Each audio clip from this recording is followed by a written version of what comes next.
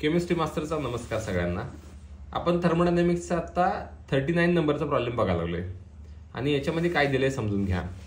Half mole of ideal gas is allowed expand isothermally. आता हे सगळ्यात समजून घ्या. हा आयसोथर्मली शब्द आहे ना, खूप महत्वाचा आहे शब्द. आयसोथर्मली, आयसो म्हणजे सेम, थर्मा म्हणजे टेम्परेचर. मग तुम्ही ज्या वेळेला आयसोथर्मली हा शब्द वापराल त्यावेळेला तुम्ही समजून घ्यायचं की तुमचा डेल्टा यू जो आहे तो डेल्टा यू 0 असतो.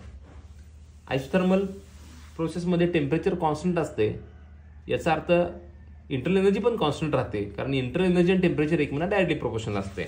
मग डेल्टा टी 0 आहे म्हटलं तर ऑब्व्हियसली डेल्टा यू पण काय असतो, 0 असतो. इथंच कळून जाते. परत कॉन्स्टंट प्रेशर त्यांनी दिलंय आणि त्यांनी काय म्हटलंय, by absorbing 1359 joule of heat असं म्हटलंय. मग Q is equals to absorb म्हटलंय. ॲब्सॉर्ब म्हटल्यानंतर आत आली म्हटल्यानंतर हीट हा प्लसने दाखवायचा 1359 जूल, आणि गिव्हन आउट म्हटलं असतं तर हीट कशाने दाखवली असती, मायनसने दाखवली असती. ह्या दोन गोष्टी दिल्यात. आता समजून घ्या ह्यांनी काय फसवू शकतात बघा. कसं तुम्ही काय करताय, जे गिव्हन किंवा जे प्रॉब्लेम मध्ये दिले ते सगळंच घ्यायचा प्रयत्न करताय, पण गरज आहे का? गरज असेल तर घ्यायची. आता ह्यांनी हाफ मोल म्हटले, नंबर ऑफ मोलची गरज आहे का? असेल तर घ्या ना. ह्यांनी प्रेशर दिले, याची गरज आहे का? जरा विचार करा आणि मग ते घ्या. आता ह्यांनी काय केलंय, आपल्याला डेल्टा यू माहिती आहे, क्यू माहिती आहे, मग आपल्याला काही गरजच नाही डब्ल्यू काढण्यासाठी बाकीच्या गोष्टींची. ऑलरेडी डेल्टा यू आपल्याला मिळाला 0. मग टू फाइंड काय फाइंड आउट करायचं आहे, तर आपल्याला फाइंड आउट करायचं आहे W is equals to question mark.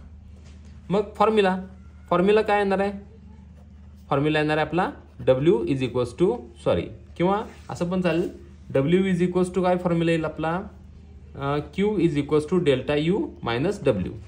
आता डब्ल्यू इज इक्वल्स टू जर फॉर्म्युला लिहायचा असेल तर तो फॉर्म्युला तुम्ही समजून घ्या. आता काय हा मायनस इकडे टाका, हा क्यू इकडे टाका. मग काय येईल बघा बरं, W is equals to delta U minus minus Q. मग काय फॉर्म्युला झाला, हाच फॉर्म्युला मी मॉडिफाय केला इथं. मग आता कॅल्क्युलेशन काय करूया बघा बरं. W is equals to delta U किती आहे आपला 0 मायनस क्यू किती आहे आपला 1359 जूल. बघा W is equals to minus 1359 joule. खतम, फिनिश. एवढा सोपा प्रॉब्लेम आहे, काहीच दम नाही प्रॉब्लेम मध्ये, काय कॅल्क्युलेशन नाही, काय नाही. आता हा तर फॉर्म्युला आपण फर्स्ट लॉ ऑफ थर्मोडायनामिक्स मध्ये शिकलोय. मग मायनस डब्ल्यू इकडे गेला आणि क्यू इकडे आला, त्यामुळे हा फॉर्म्युला आपण तयार केला.